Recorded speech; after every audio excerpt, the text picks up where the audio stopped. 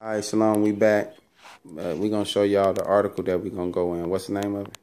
Al Jazeera, America, Wesley's ever-expanding womanhood. All right, let me see it real quick. I don't know why I can't see it on your phone. Give it a second, y'all. You know how these phones get. There you go. Wesley, ever-expanding womanhood on Al Jazeera. So let's see what it says. It says, admitting transgender students at women's colleges isn't a betrayal but a continuation of their feminist legacy. An important victory for the transgender and feminist movement, Wesley College, a women's college since its founding in 1875, decided in March to allow the admission of trans women and, for students who decide to transition, the graduation of trans men. The decision follows similar recent actions by Mills, Mount Holyoke, Simmons, and Brian Maurer. Shortly after Wesley started discussing its admissions and graduation policies last fall, an alarmist article appeared in the New York Times Magazine with the headline, "When Women Become Men at Wesley." The article drew public attention to the dialogue underway, but promoted misunderstandings. Subsequent discussions framed Wesley's policies through the negative lens of the question the article posed. Can women's colleges survive the transgender movement?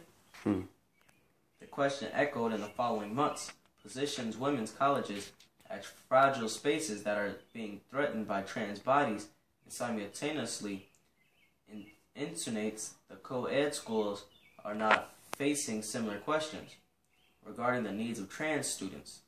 It propagates the false idea that trans students on campus are fundamentally changing the culture of Wesley and thereby threatening the so-called sisterhood, a colloquial term for the cluster of elite women colleges on the East Coast that so many alumni and students hold dear.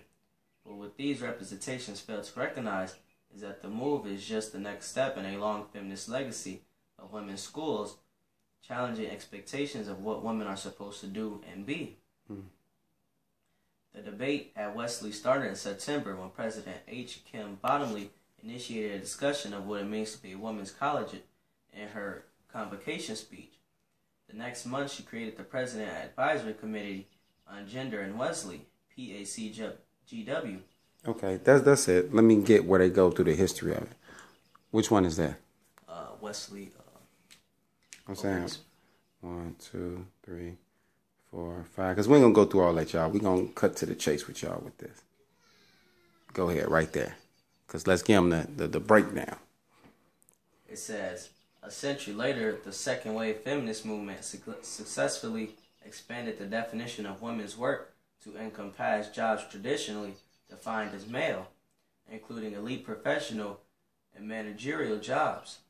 It also normalized the combination of marriage and mothering with a paid career, amid successful challenges to gender discrimination. Right, so it's showing you how this LGBT gender thing has came all the way from your woman's side on equalizing y'all with men through the jobs and at home and redefining what's being at home as a woman and male led all the way up to the LGBT today. So let's keep going and show how they kept pushing it.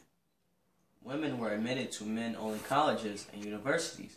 Some women colleges, such as Radcliffe and Pembroke, dissolved into their brother institutions, Harvard and Brown, while some, such as Vassar, became co-educational. Others, including Wesley, Smith, and Mount Holyoke, decided to continue as women colleges but with new missions, to prepare women for professional success in traditionally masculine terms. The all-women college environment was recast as a place where women could pursue their studies and assume leadership positions, free from gender role pressures from male students. Today, Wesley can point proudly to a legacy of successful alumni in business, politics, arts, academia, journalism, and public service. The late 20th century brought LGBTQ organizing to women's... lesbian, gays, bisexual, transvestites, and queers. The late 20th century brought LGBTQ organizing to women's colleges, campuses, as students and faculty fought another form of gender oppression.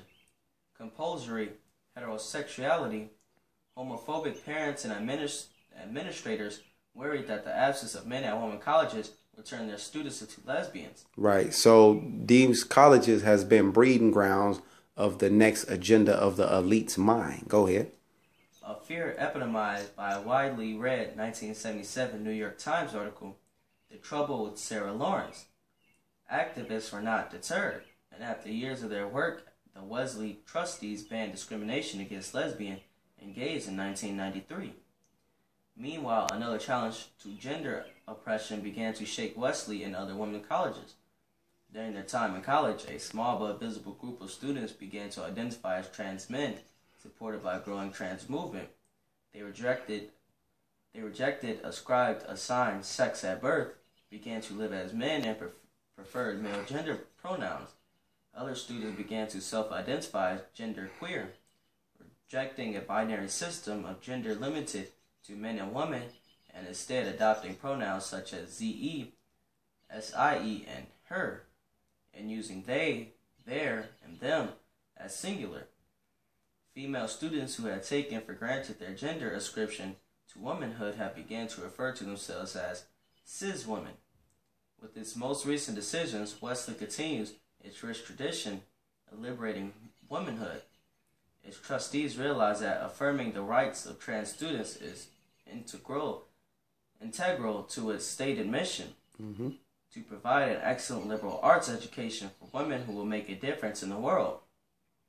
Wesley's commitment to supporting the self-development and choices of all its matriculated students requires supporting those students who begin to identify as trans men.